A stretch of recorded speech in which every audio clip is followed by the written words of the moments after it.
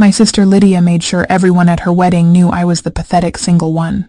She seated me at the reject table, introduced me as still looking for someone, and even had her bridesmaids whisper about my sad love life. But when a mysterious stranger whispered, "Act like you're with me," what happened next turned her perfect day into my perfect revenge. If you've ever been humiliated by a family who thinks being single makes you less than, hit that like button. Subscribe if you believe karma comes in the most unexpected ways. Because this story proves that sometimes the best revenge is served with a side of undeniable jealousy. The wedding hall sparkled with golden lights and crystal chandeliers, but all I could focus on was the table number in my hand, table 12, the singles table, the reject table, the place where Lydia had strategically placed me to make sure everyone knew her older sister was still alone. I'm Hannah, and I should probably start by explaining how I ended up as the family disappointment at my own sister's fairy tale wedding. Lydia and I had never been close, but the competition between us had reached toxic levels over the past year. Ever since she got engaged to Richard, a successful investment banker from a wealthy family, she'd made it her personal mission to remind me that I was 32 and still single.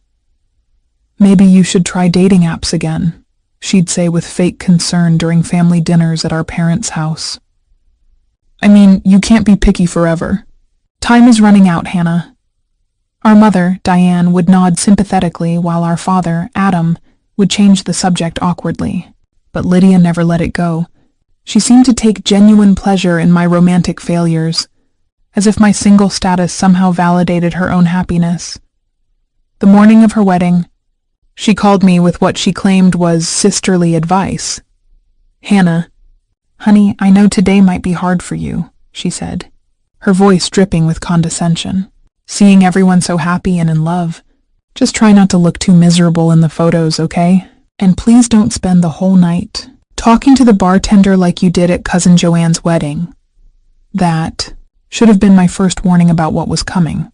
When I arrived at the Grandview Manor reception hall, wearing a beautiful navy dress I'd spent weeks picking out, Lydia's maid of honor, Marion, approached me with a clipboard and that particular smile people use when they're about to deliver bad news. "Oh, Hannah, let me show you to your table," she said with the same fake sweetness Lydia specialized in. Table 12 was tucked in the back corner, near the kitchen doors where the catering staff bustled in and out with trays of food. The others seated there were Lydia's single co-workers who barely acknowledged my existence, and our elderly great-aunt Janet, who spent the evening complaining about the music, volume, and asking if I'd considered lowering my standards. But the real humiliation came during the family introductions. The reception was in full swing when Lydia decided to parade me around like a cautionary tale. She grabbed my arm and pulled me toward a group of Richard's relatives, sophisticated-looking people who clearly came from money. "And this is my sister Hannah," Lydia announced, her arm around Richard's shoulder like she was claiming territory. "She's our little career woman, still focusing on work instead of finding someone special." The group smiled politely while I stood there, feeling heat creep up my neck. Mrs. Wellington, Richard's aunt, looked me up and down with obvious pity. "Oh dear, don't worry," she said, patting my arm with a manicured hand. "There's someone for everyone. Have you tried church groups? My nephew William met his wife at a prayer circle." Lydia laughed. Not a kind laugh, but the laugh of someone enjoying another person's discomfort. "Hannah's very independent. Aren't you, sis?" The way she said independent made it sound like a disease. "I just haven't found the right person yet," I said, trying to keep my voice steady. "Well, you can't wait forever," Richard's mother, Margaret, chimed in. "My daughter waited too long and now she's 45 with fertility issues. Don't make the same mistake." For the next hour, I endured a parade of Lydia's friends and Richard's family members offering unsolicited dating advice. Each conversation felt orchestrated, like Lydia had briefed them on exactly how to make me feel small. Joseph, Richard's business partner, suggested I try lowering my expectations. Christopher, a family friend, shared the story of his spinster aunt who finally found love at 50, with a widower who had 6 children. Even the photographer seemed to be in on it.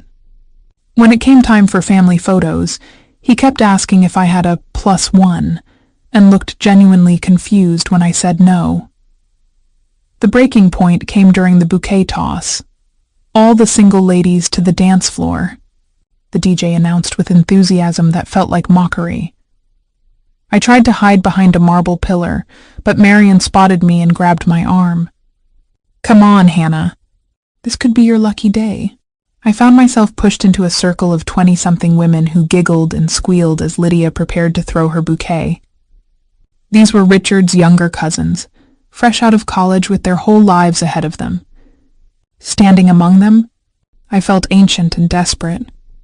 Lydia looked directly at me, smirked, and deliberately threw the bouquet in the opposite direction. A 24-year-old named Chloe caught it while the crowd cheered. Lydia hugged her and announced loud enough for everyone to hear, "Looks like Hannah will have to wait a little longer." The laughter that followed felt like glass scraping against my skin. I saw people looking at me with that mixture of pity and relief that comes from witnessing someone else's humiliation. I retreated to my table, fighting back tears of rage and embarrassment. This was supposed to be a celebration of love, but Lydia had turned it into a public execution of my self-esteem. That's when I seriously considered leaving. Just disappearing before anyone noticed I'd gone. Before I gave Lydia the satisfaction of seeing me cry. I was gathering my purse when a deep voice spoke quietly behind me. "Act like you're with me." I turned around startled to see a man in an impeccably tailored charcoal suit. He was tall, probably 6'2", with dark hair and the kind of confident presence that made people notice him across a room. His eyes were kind but determined, and there was something magnetic about the way he carried himself. "Excuse me?" I whispered back. "Your sister just spent 10 minutes telling my business associate about how worried she is about you being alone," he said, sliding into the chair next to me with fluid grace. "I'm guessing you didn't ask her to share your personal life with strangers." He was right. I could see Lydia across the room, gesturing in my direction while talking to a group of Richard's colleagues, probably explaining how sad it was that I couldn't find anyone to love me. "You don't mind, do you?" he asked, though his tone suggested he was already committed to whatever plan he had in mind. I shook my head, too surprised to speak. For the first time all evening, I didn't feel invisible. "I'm William," he said, extending his hand with a warm smile. "Richard's cousin from Boston. And you're Hannah, the sister who apparently needs saving from eternal spinsterhood." Despite everything, I laughed. "That's me. The family charity case. Well, not anymore," he said with a smile that was both reassuring and slightly mischievous. William draped his arm casually along the back of my chair and leaned in to speak to me like we'd known each other for years. Almost immediately, I noticed heads turning in our direction. Lydia, mid-conversation with the wedding planner, did a double-take when she saw us. Her smile faltered for just a moment before she excused herself and started walking toward our table, her train trailing behind her like a weapon. "Hannah," she called out, her voice an octave higher than usual. "I didn't know you knew William." "Old friends," William said smoothly, his hand touching mine on the table. "We lost touch for a while, but you know how these things go." Lydia's eyes narrowed slightly, her perfect wedding composure cracking just enough to show her confusion. "Really? Hannah never mentioned you." "I try to keep my private life private," I said, finally finding my voice and some of my confidence. "You know how I am about work-life balance." The irony wasn't lost on me. Lydia had spent the entire evening broadcasting my lack of a love life, and now she was fishing for details about a relationship that didn't exist. "How wonderful," Lydia said, though her tone suggested it was anything but. "How long have you two been reconnecting?" "Long enough," William said with a smile that gave away nothing and everything. As Lydia walked away, clearly frustrated by the lack of information, William turned to me with a conspiratorial whisper. "She looks like she just bit into a lemon," he said. I couldn't help but smile. She's not used to not knowing everything about my life, or having me upstage her in any way. "Good," he said. "Let's keep her guessing."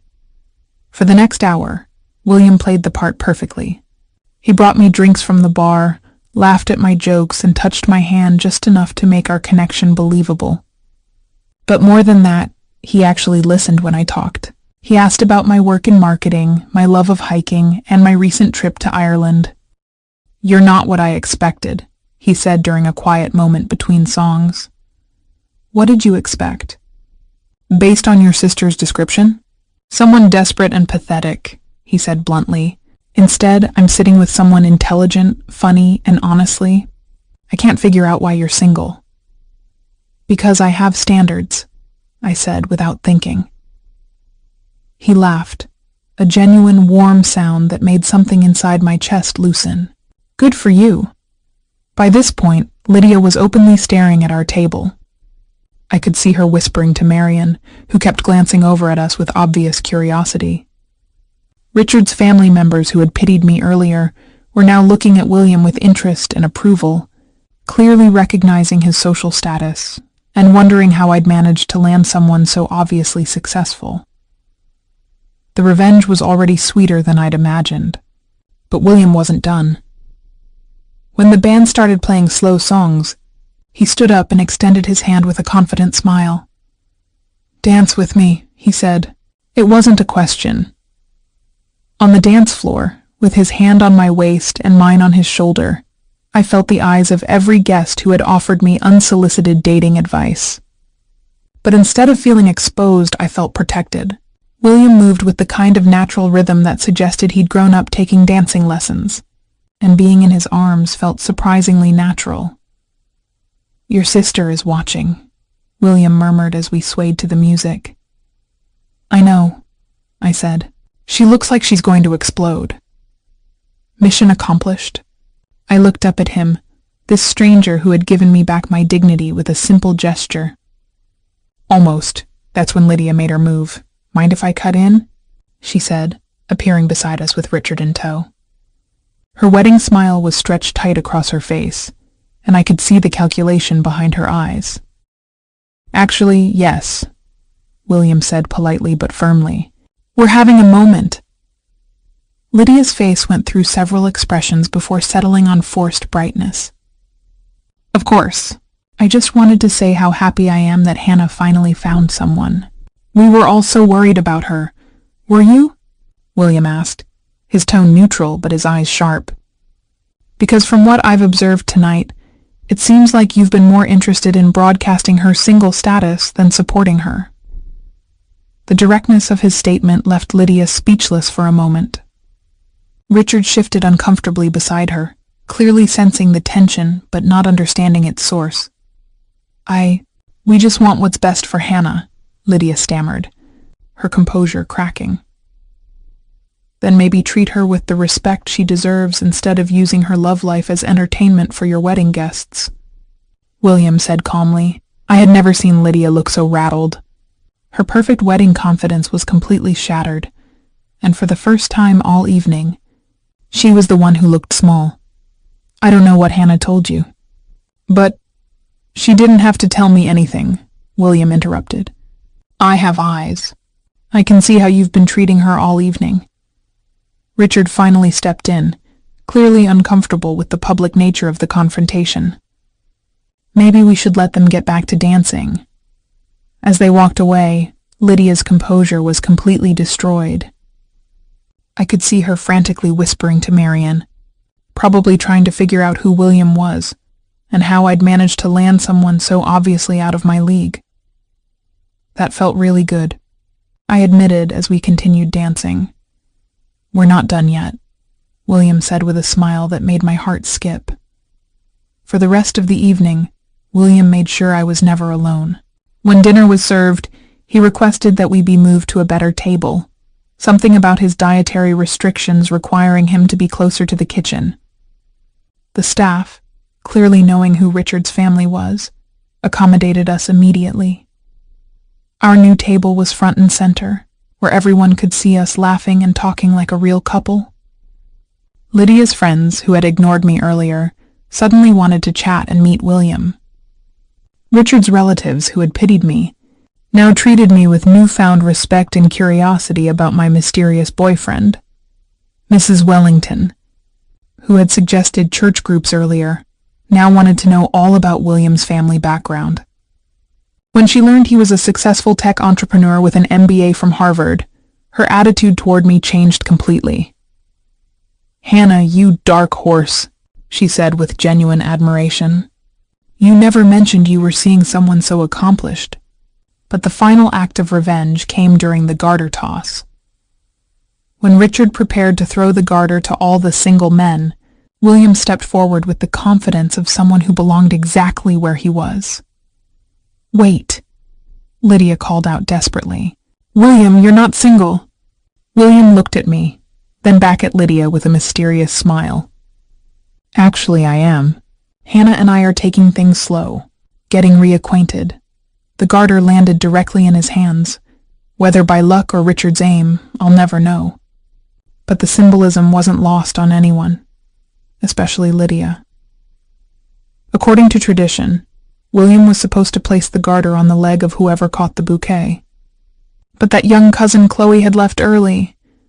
"Looks like we need a volunteer," the DJ announced. William looked at me with a question in his eyes. I nodded. The crowd cheered as I sat in the chair and William knelt before me, sliding the garter onto my leg with a gentleness that felt surprisingly intimate for an act of pretense.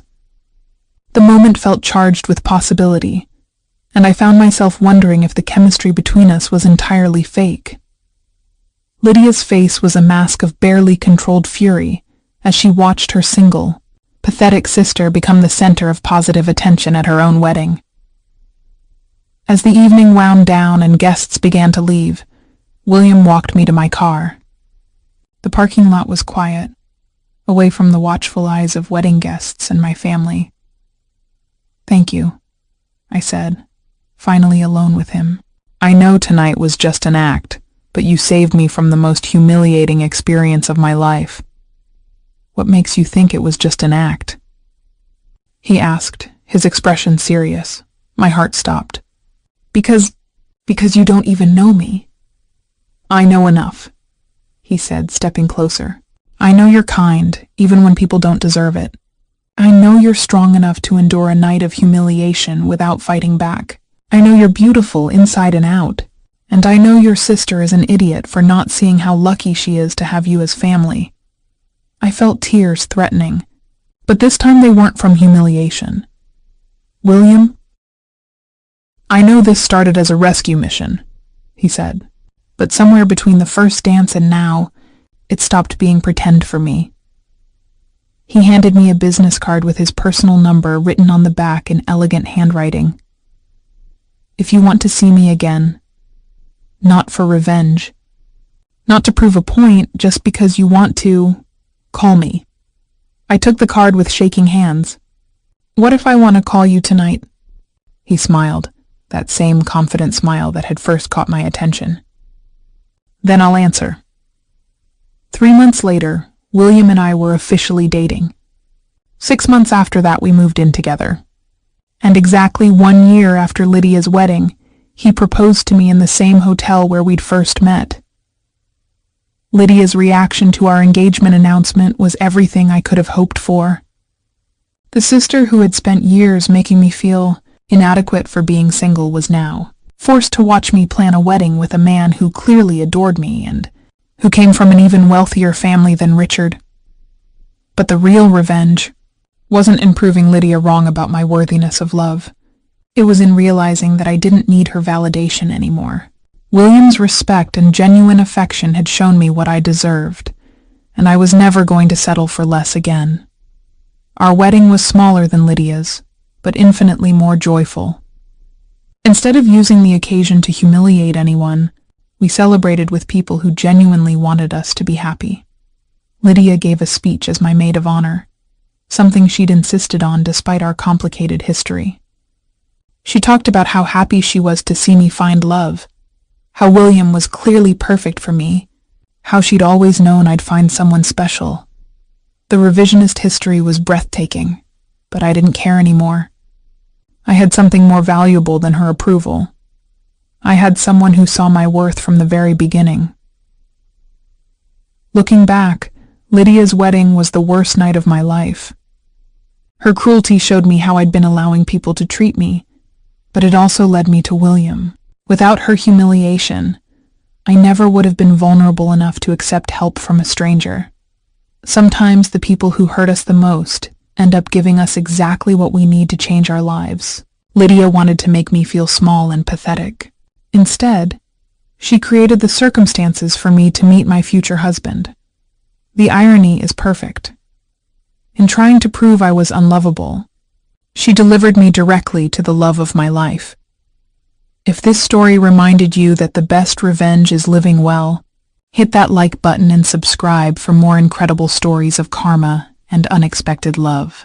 Have you ever had someone's cruelty backfire spectacularly? Share your story in the comments. Sometimes the universe has a sense of humor about justice, and sometimes that humor leads to happiness ever after. "I want to call you tonight," he smiled, that same confident smile that had first caught my attention. "Then I'll answer." 3 months later, William and I were officially dating. 6 months after that, we moved in together.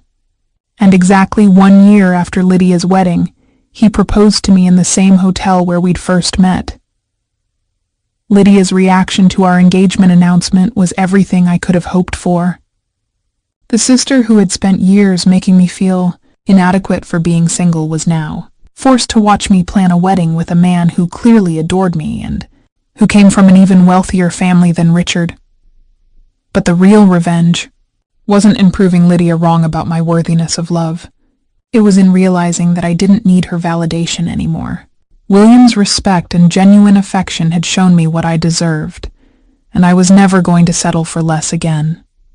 Our wedding was smaller than Lydia's, but infinitely more joyful. Instead of using the occasion to humiliate anyone, we celebrated with people who genuinely wanted us to be happy. Lydia gave a speech as my maid of honor, something she'd insisted on despite our complicated history. She talked about how happy she was to see me find love, how William was clearly perfect for me, how she'd always known I'd find someone special. The revisionist history was breathtaking, but I didn't care anymore. I had something more valuable than her approval. I had someone who saw my worth from the very beginning. Looking back, Lydia's wedding was the worst night of my life. Her cruelty showed me how I'd been allowing people to treat me, but it also led me to William. Without her humiliation, I never would have been vulnerable enough to accept help from a stranger. Sometimes the people who hurt us the most end up giving us exactly what we need to change our lives. Lydia wanted to make me feel small and pathetic.